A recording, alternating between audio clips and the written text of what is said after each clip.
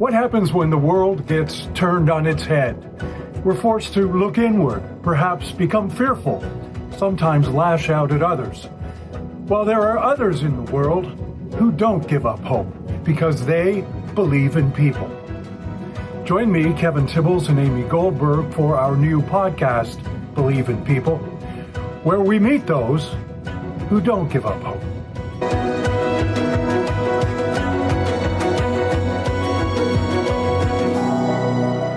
Today's guest on Believe in People is a woman who uses her talents in the world of design to spread awareness of all things equality.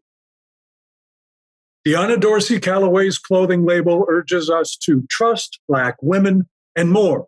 And she's recently partnered with Hollywood giant Ryan Reynolds to create new opportunities in underserved communities.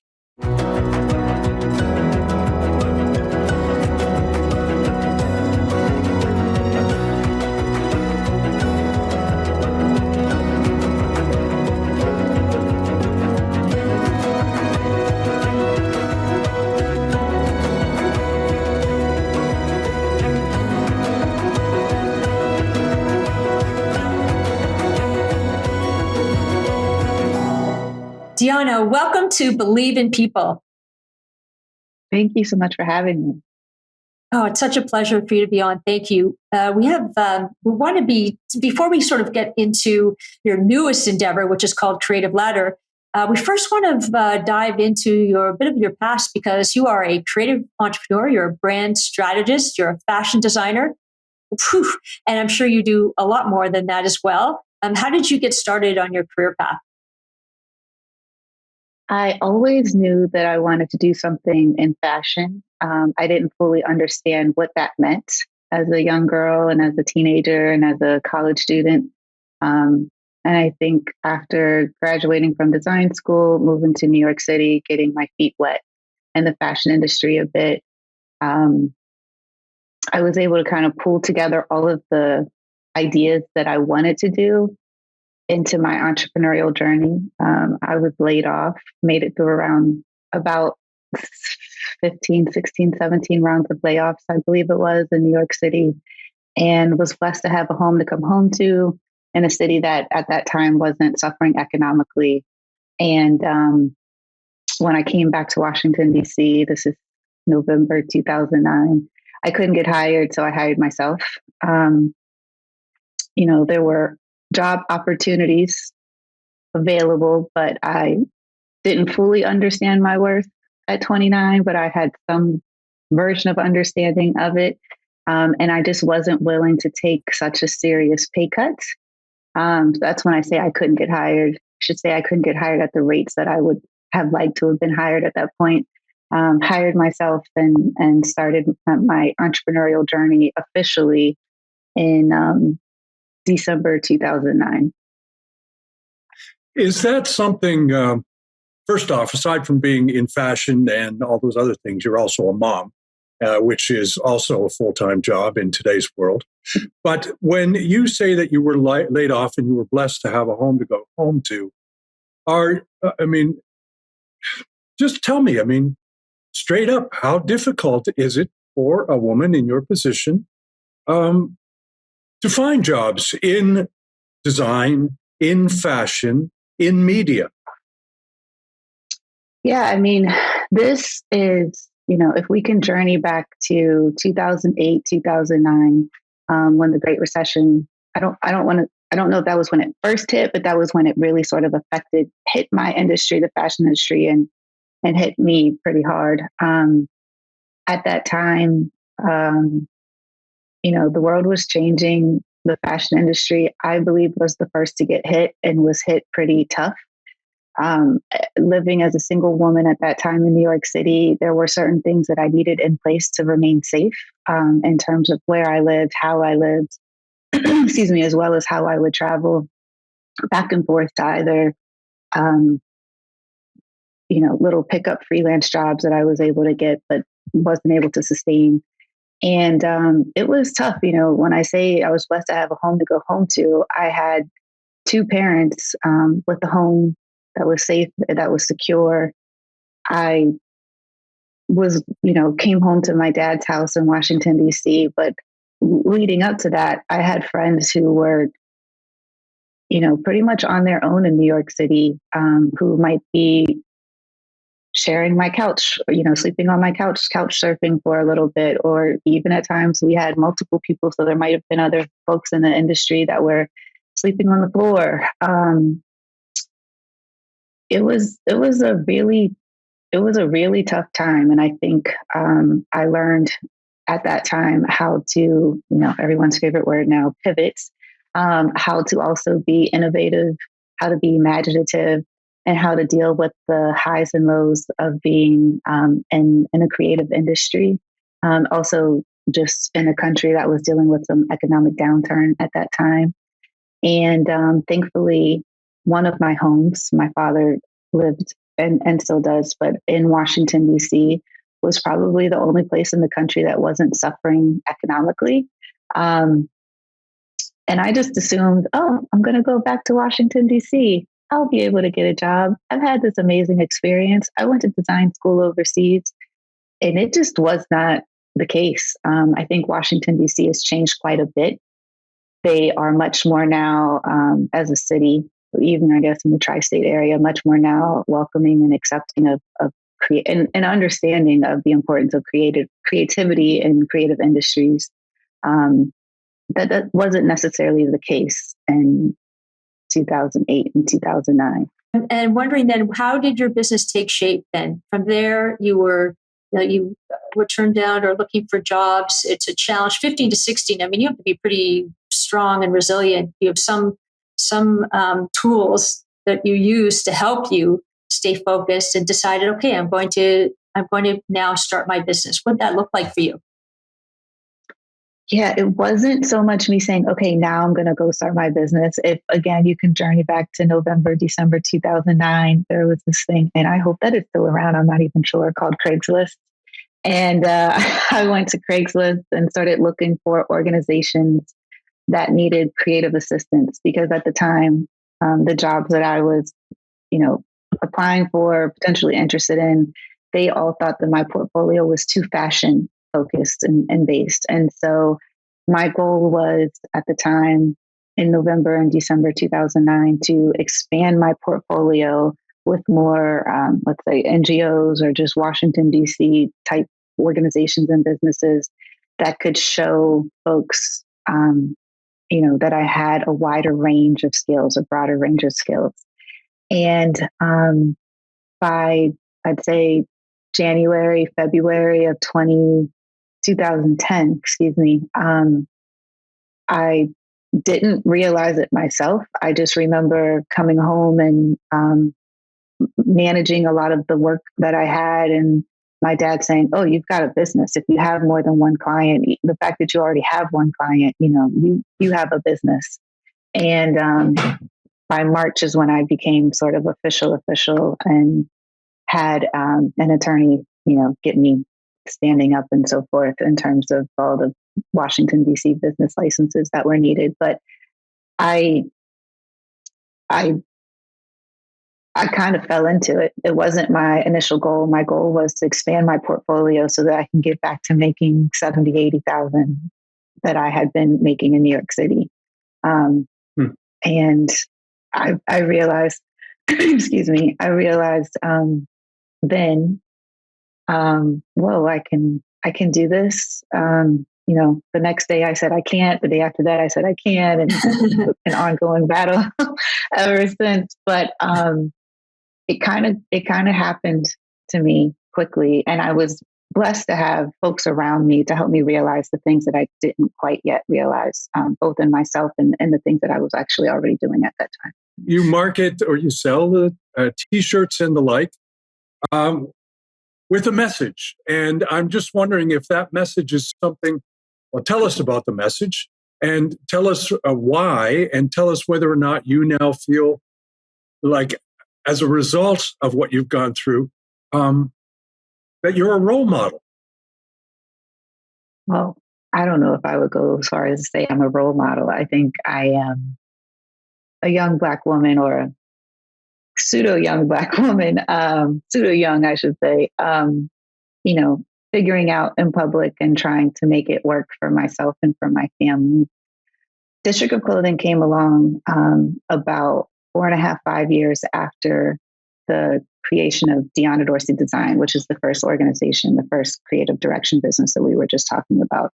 I ended up having a prime client for quite some time. We had a wonderful relationship. I did not have to worry about some of the typical things that most entrepreneurs have to worry about when they first get started, because I had a prime client that I was working with and serving consistently, on retainer for the first 4.5 years of Dionna Dorsey Design.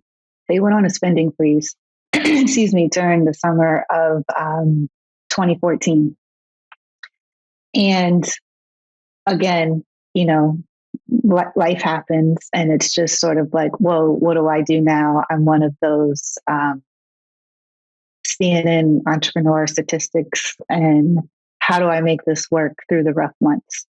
And at that time, again, if you can journey back to 2014, podcasts were really kicking off, and masterminds and masterclasses. And I was in a co-working office space in Georgetown with several other women entrepreneurs. And we just kept hearing all these podcasts talk about multiple streams of income.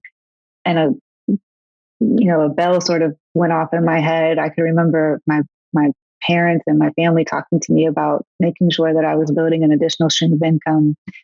And that's what eventually District of Clothing came to be. I refer to her as she launched officially 7 months later in Washington, D.C. at the very beginning of December 2014. It was the Google Politico Women Rule marketplace. And, the focus there was not only to have an additional stream of income and to help with the rough months, but the focus also was to be able to give back in a way that so many people have given to me. I've always felt very encouraged. I've always felt very supported. And I wanted to be able to provide that back in a positive way on apparel, because it was something that I knew I could do in my sleep. I could set up the website quickly. I should say I could design and set up the website quickly. I could do the branding and the materials fairly quickly. And I pulled together the skills that I already had to hopefully, bring in an additional stream of income. The goal with District of Clothing really is to serve as the tool to help the doers, the dreamers, the change makers, the future history makers continue doing what they do. So, my thought there is, if we can, encourage people with positive messaging and, reminders of self-love and of local love, why not put that on a shirt and show people how you feel? Because you can't always say it, and allow that to be an amplifier for the things that people are already doing, or to be an encouraging tool for folks to be able to do what they're doing. I would say share with us some of those messages we design for. Sure. I would say that the people who we design for, those are the role models. They're the ones that are constantly inspiring me. And if you think, especially here in a city like Washington, D.C., pre-COVID, you could go to brunch with someone in March and they're telling you about this amazing idea they have. And then the next time you see them in May or June, they've already had, 1 or 2 events. They've raised lots of money and they're helping, push a great cause forward. The linchpin to District of Clothing is our Dreamer Doer collection. And so the top line says Dreamer. Underneath it says Doer, and Dreamer is sort of crossed out, almost as if it's like a to-do list thing. And that's just because we believe that in order to be a doer, you first have to be a dreamer. And, we want to make sure that we are encouraging people to take action on their dreams. Some of our other items that are very popular would be the Do Not Touch the Artwork. that was, again, pre-COVID. I usually would spend my Mondays, as I would call them, museum Mondays, for inspiration for the week ahead. And I was constantly always saying, do not touch the artwork, do not touch the artwork. And then also, if you can kind of journey back to a few years that we've had, just thinking about some of the injustices and things that have happened against women and young men as well, where they were harmed in various different ways by other people. I believe that, the human body is the most beautiful piece of art. And I created that to be in support of the Time's Up movement. Trust Black women. I'm a Black woman. I was raised by Black women. And again, I think it's really important as an artist that you present what you know to be true to other people who may not know that yet. And even if you can't have a conversation with somebody, they can see it and they think about it. And oftentimes it comes back to them. And I think that it's also a wonderful tool for people who believe in those sentiments to be able to wear them to express to the world how they feel. That came really very much to like a beautiful moment during a very wild, chaotic, sad, and just backwards time. I don't know how else we can call 2020, but right. A lot of our items that we knew to be true, dreamers and doers and change makers and future history makers and change maker making less change, trust Black women, stand with Black women. A lot of the items that I designed really kind of came to the forefront during 2020. And, I think it's important that as artists that we constantly share our truth. And if people aren't there just yet, then the moment will eventually catch up to it. And that's kind of what 2020 was for us with District of Clothing. And Dionna, did this then morph into Creative Ladder? Because I was looking at your site and it talked about the survey statistics, and it's actually quite surprising. It says 4 out of 5 creative professionals of color didn't know their careers existed when they graduated high school. So it's the goal at Creative Ladder is to help fill this gap with awareness and accessibility. How did that evolve? How did that come about? Yeah, I think the best way to explain, my understanding how this came together is to just sort of tell you the story that, leads from what I was saying with District of Clothing in 2020 into August of 2020. Ryan Reynolds, my co-founder, was the keynote for the Ad Week Brand Week conference, which, like everything else during 2020, was moved from in-person to virtual. And he was at that time, like he always does and has continued to show me that he does, was leading with his heart. And again, if you can remember, the world was sort of on fire, especially the United States. There were protests and marches happening in multiple cities across the country during that summertime.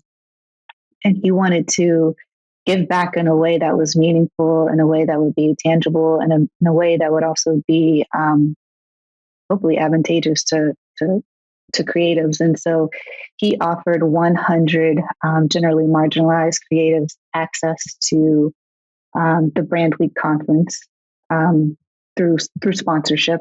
I was on that list. I sent a couple of tweets just because I was so moved by his speech and by some of the other speeches that were happening and keynotes that were happening during that conference. And it's my understanding that David Greiner, who was then my also other co-founder, the 3 of us, he was the journalist that was interviewing Ryan during their keynote. Once they completed it, they saw, the wonderful response that they got in terms of how people were saying this was really like instrumentally helpful and really very tangible. And thank you. And they just kept thinking of other ways in which they could continue that progress, continue that process, and continue to help. I have told them that, I consider that them spending their privilege. And I guess as they were pinging each other, my name kept coming up, and then they started reaching out. This is if you could take it from August to September. I want to say they started reaching out in October. At that time, I was planning a wedding, and I was just like, "Hey, can I call you back?" David, I'm planning my wedding, my COVID ceremony. I'm a little busy. I'm a little busy right now, while also homeschooling my new bonus boys, soon to be officially stepchildren. And we happened to get married on what my husband and I refer to as the happiest day of 2020, which was November 7th, which was the day that they announced Biden's win for the presidency. So we were worried about having 14 or 15 people at our outside courtyard wedding, and it was probably close to 25, maybe 30,000 people. Our hotel was actually on Black Lives Matter Plaza, so it was literally the happiest day of 2020. And they reached out about a week after the wedding, and I was sort of blown away, really very honored by the opportunity, but also I hadn't worked. I'd consulted with organizations and nonprofits, but I had never worked myself, especially not as a CEO with a nonprofit, excuse me. And I just said, if you could give me a moment, I need to run this by my now husband. And I said, babe, Ryan Reynolds, and he's like, yes, whatever it is, yes. And when I fully explained everything and we talked it over, it was just, this is such a wonderful opportunity to be able to not only continue to provide a service, but to actually be of service to my fellow creatives. And this is a way to be able to also impact people in a much, on a larger scale, in a more deeply impactful way. And so that, I would say we kicked off working together maybe that first week of December 2020. And here we are today. We made the announcement June 21st of 2022 this year. And it's been a whirlwind, a wonderful whirlwind ever since. December 2020 feels like it was 20 years ago, maybe at times. And then it also feels like it was only 2 months ago. And June 21st, 2022 feels like it was yesterday, but it also feels like it was a year ago. I say all that to say that we have been making wonderful progress on standing things up for Creative Ladder. And it's been really exciting to see the response we've received. It's also been very grounding to see the response we've received, because you realize once again that the issues that you've experienced and the issues that some of your friends or colleagues have experienced are pretty much across the board. And we have a lot of work to do. So we are excited to continue our mission forward of networking with, connecting, inspiring, and elevating a new inclusive group of generation of creatives. But we are also excited to be able to link arms with the organizations who have already been doing this work, and to both, work as a bridge and also as a ladder, so that we can continue lifting as we're climbing. We just realized that this is a really very widespread issue that needs to be collectively, we need to work collectively to be able to make a difference here. I'm interested. First of all, I'm assuming that what you were referring to is that people of color or people of other origins don't or aren't offered the same opportunities in the creative world. That's what you're talking about, correct? Yes, absolutely. So building on that, I'd like to pick you up on the name of the organization, Creative Ladder, because again, because of the world that we find ourselves living in, people would say, well, people need a hand up, people need a handout, or what have you.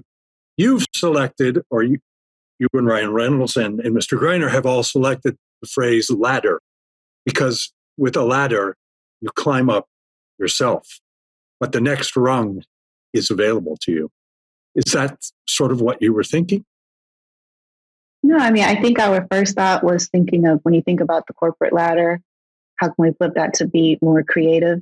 And then just as the community, we believe in lifting as we climb. So we're all climbing this thing together, but we can, let's try to lift each other up while we're doing that and continue moving forward.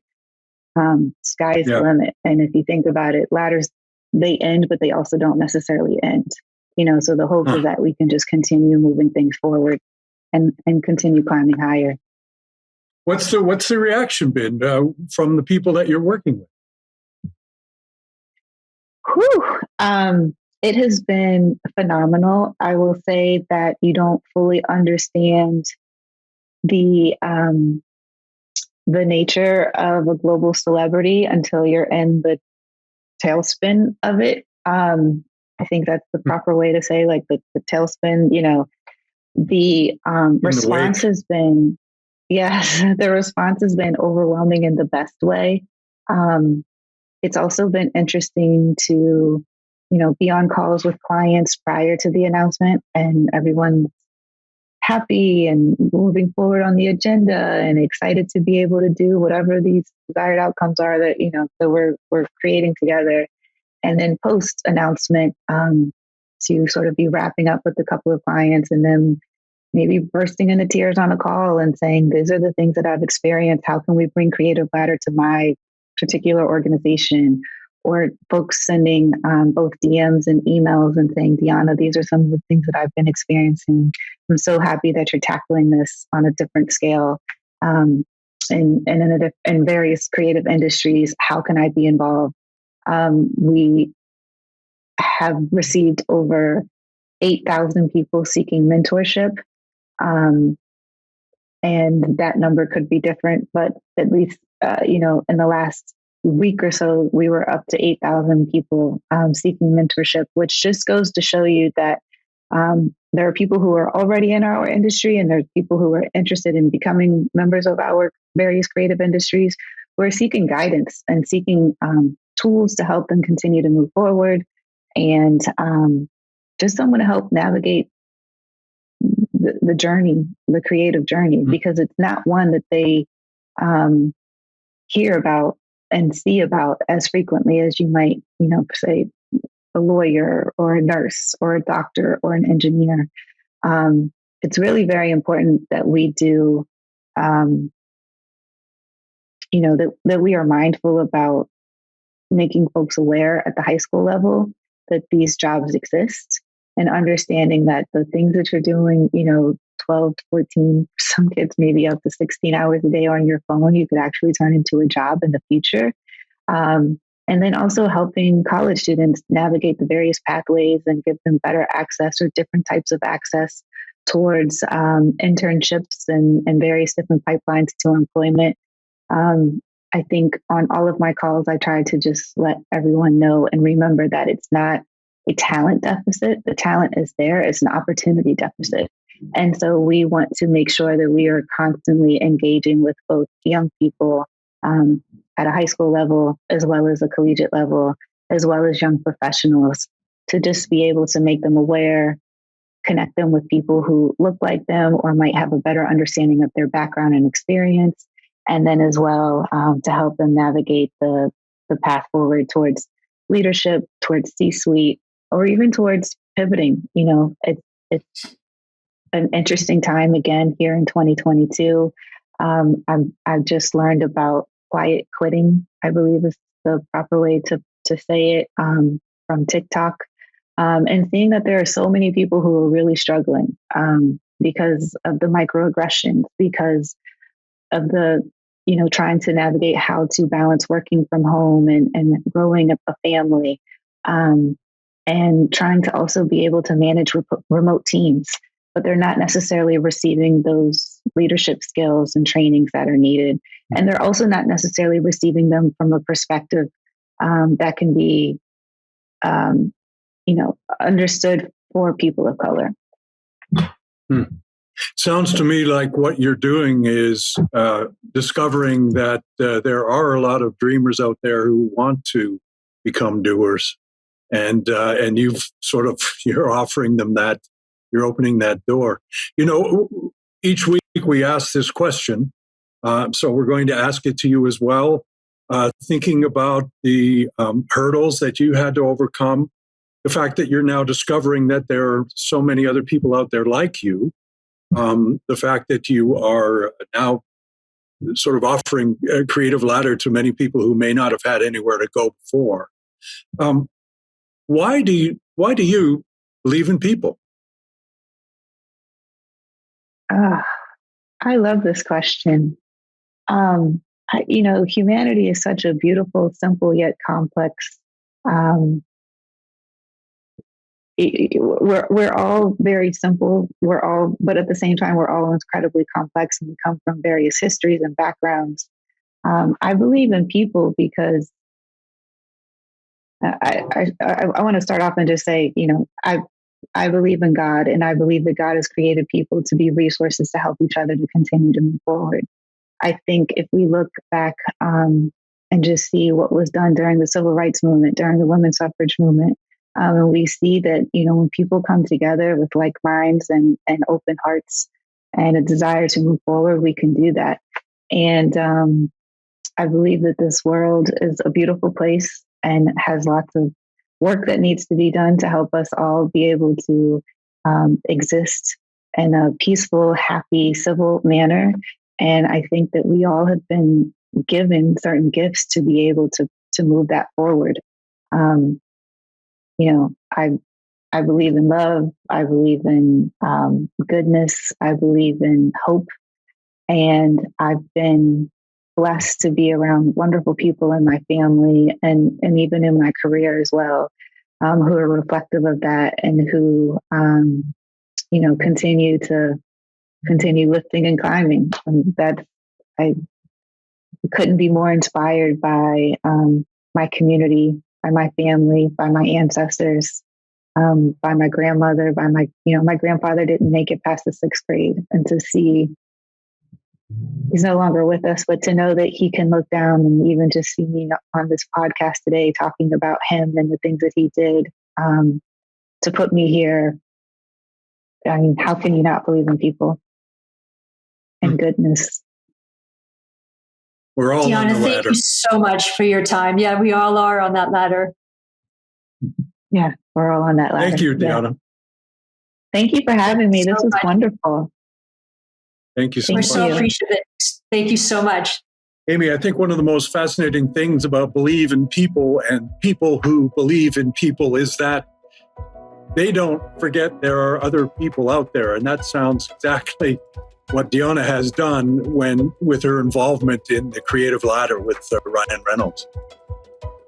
Yeah, and it just goes to show, Kevin, that when your passion meets your purpose, especially in Dionna's world, she's unstoppable, and which helps serve other people. So if you want more information about Creative Ladder, please go to creativeladder.org and you'll get further information around what the organization is all about.